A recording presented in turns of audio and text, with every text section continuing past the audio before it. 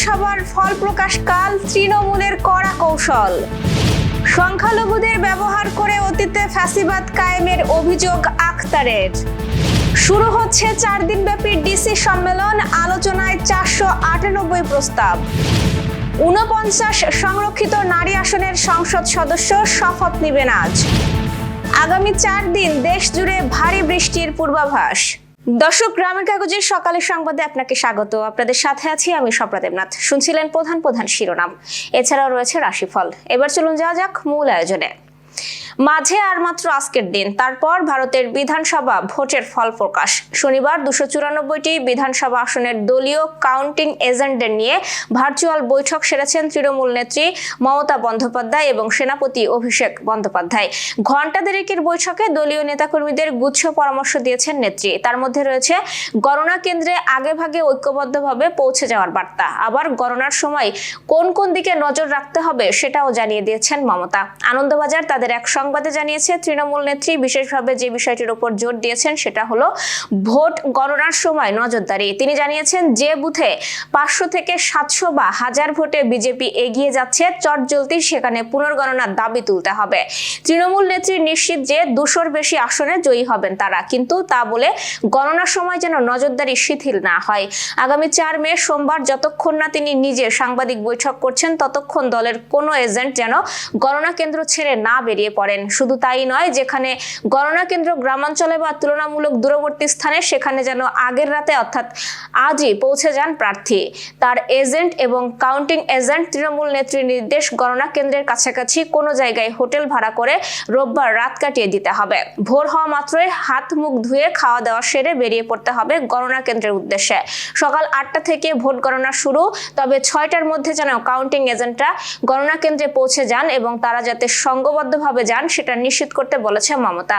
Counting এজেন্টদের মমতার পরামর্শ সঙ্গে নোটবুক বা ডায়েরি এবং কলম রাখতে হবে। ইভিএম খোলার সঙ্গে সঙ্গেই প্রয়োজন মতো সবকিছু যেন লিখে রাখেন। জাতীয় নাগরিক পার্টির সদস্য সচিব ও সংসদ সদস্য আখতার হোসেন অভিযোগ করেছেন, বাংলাদেশের একটি রাজনৈতিক দল অতীতে সংখ্যালঘু সম্প্রদায়ের ভোট ব্যবহার করে ফ্যাসিবাদী শাসন ব্যবস্থা প্রতিষ্ঠা করেছিল। জাতীয় জনজাতি জোটের উদ্বোধনী সমাবেশে তিনি একথা বলেন। আখতার হোসেন বলেন, দলিত ও হরিজন জনগোষ্ঠীর সমস্যাকে রাষ্ট্রীয় ও সামাজিকভাবে সমাধান করতে হবে এবং তাদের অধিকার নিশ্চিত করতে কার্যকর উদ্যোগ নেওয়া জরুরি। তিনি বলেন, অতীতে ক্ষমতায় থাকা একটি দল সংখ্যালঘুদের ভোট রাজনৈতিক স্বার্থে ব্যবহার করেছে, তবে বাংলাদেশের জনগণ কখনোই সাম্প্রদায়িক রাজনীতির সমর্থন করে না, বরং সবসময় তা প্রত্যাখ্যান করে এসেছে। তিনি বলেন, দলিত হরিজন সম্প্রদায়ের সামাজিক ও মানবিক অধিকার নিশ্চিত করতে জাতীয় জনজাতি জোট কাজ করবে। তাদের অধিকার প্রতিষ্ঠার আন্দোলন ও কার্যক্রম অব্যাহত থাকবে। রাষ্ট্রীয় হিসাবে দলিত হরিজন জনগোষ্ঠীর সংখ্যা প্রায় 65 লাখ হলেও বাস্তবে এই সংখ্যা কোটির বেশি হতে পারে। তাই এই জনগোষ্ঠীর অগ্রগতিকে রাজনৈতিকভাবে না দেখে মানবিক দৃষ্টিকোণ থেকে দেখা উচিত। মুক্তিযুদ্ধে দলিত হরিজন সম্প্রদায়ের অবদানের কথা উল্লেখ করে তিনি বলেন, বাংলাদেশের মানচিত্র অর্জনে তাদের গুরুত্বপূর্ণ ভূমিকা রয়েছে। সংবিধানে যে সাম্য, মানবিক মর্যাদা ও সামাজিক ন্যায়ের কথা বলা হয়েছে, বাস্তবে অনেক ক্ষেত্রে তা বাস্তবায়িত হয়নি। বর্ণপ্রথার প্রভাব নিয়ে তিনি বলেন, বাংলাদেশের বর্ণপ্রথা ভারতের মতো ভয়াবহ না হলেও এর নেতিবাচক প্রভাব দূর করা প্রয়োজন। তিনি পুরো দক্ষিণ এশিয়াকে বর্ণপ্রথার কুপ্রভাব থেকে মুক্ত করার আহ্বান জানান। আজ থেকে শুরু হচ্ছে জেলা প্রশাসক সম্মেলন 2026। মন্ত্রিপরিষদ বিভাগের আয়োজনে 4 দিনব্যাপী এই সম্মেলন চলবে আগামী বুধবার পর্যন্ত। এবারের সম্মেলনে বিভাগীয় কমিশনার ও জেলা প্রশাসকদের পক্ষ থেকে আসা 498টি প্রস্তাব গুরুত্বের সাথে আলোচনার জন্য কার্যপত্রে অন্তর্ভুক্ত করা হয়েছে। আজ সকাল 10:30টায় প্রধানমন্ত্রী তারেক রহমান রাজধানীর ওসমানী স্মৃতি মিলনায়তনে এই সম্মেলনের আনুষ্ঠানিক উদ্বোধন করবেন। এবারের সম্মেলনের প্রস্তাবনা সম্পর্কে তিনি বলেন, 8 জন বিভাগীয় কমিশনার ও 64 জেলার ডিসিদের কাছ থেকে এবার মোট 1729টি প্রস্তাব পেয়েছিল মন্ত্রিপরিষদ বিভাগ। এর মধ্য থেকে বাছাই করে 498টি প্রস্তাব চূড়ান্ত কার্যপত্রে অন্তর্ভুক্ত করা হয়েছে। প্রাপ্ত প্রস্তাবগুলোর মধ্যে জনসেবা ও স্বাস্থ্যসেবা বৃদ্ধি, জনদুর্ভোগ কমানো, রাস্তাঘাট ও ব্রিজ নির্মাণ, পর্যটনের বিকাশ, আইন কানুন বা বিধিমালা সংশোধন এবং জনস্বার্থ সংরক্ষণের বিষয়গুলো অগ্রাধিকার পেয়েছে। এর মধ্যে সবচেয়ে বেশি 44টি প্রস্তাব এসেছে স্বাস্থ্যসেবা বিভাগ সংক্রান্ত। ত্রয়োদশ জাতীয় সংসদের সংরক্ষিত নারী আসনের সংসদ সদস্যদের শপথ গ্রহণ আজ রাতে অনুষ্ঠিত হবে। সংসদ সচিবালয় থেকে এই তথ্য জানানো হয়েছে।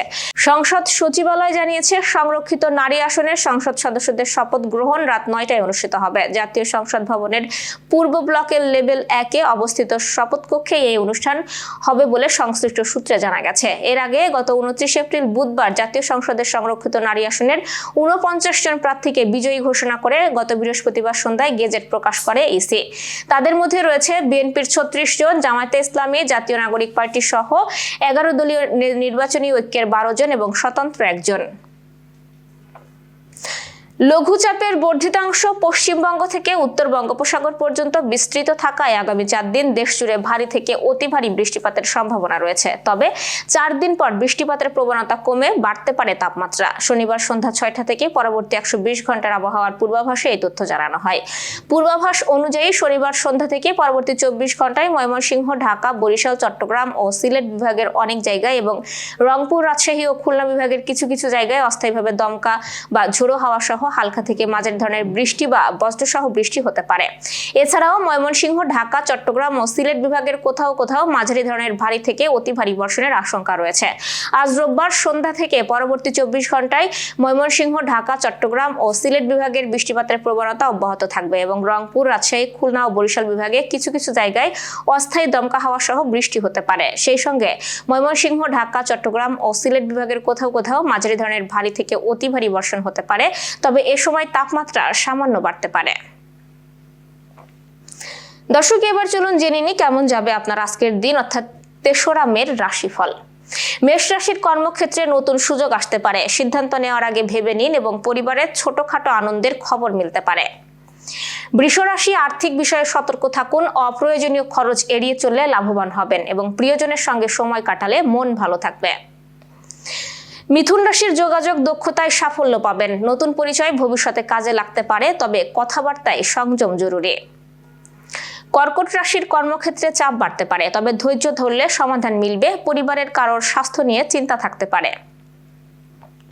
সিংহ রাশির সৃজনশীল কাজে সাফল্য আসবে। প্রেমে বা সম্পর্কের ক্ষেত্রে ইতিবাচক পরিবর্তন দেখা দিতে পারে। কন্যা রাশির পরিকল্পনা অনুযায়ী কাজ এগোবে, তবে সহকর্মীদের সঙ্গে মতবিরোধ এড়াতে হবে এবং স্বাস্থ্যের দিকে নজর দিন। তুলা রাশির ভ্রমণের সম্ভাবনা রয়েছে। নতুন কিছু শেখার আগ্রহ বাড়বে। আর্থিক দিক মোটামুটি ভালো থাকবে। বৃশ্চিক রাশির গোপন কোনো বিষয় প্রকাশ পেতে পারে, সতর্ক থাকুন। কর্মক্ষেত্রে ধীরে ধীরে উন্নতি হবে।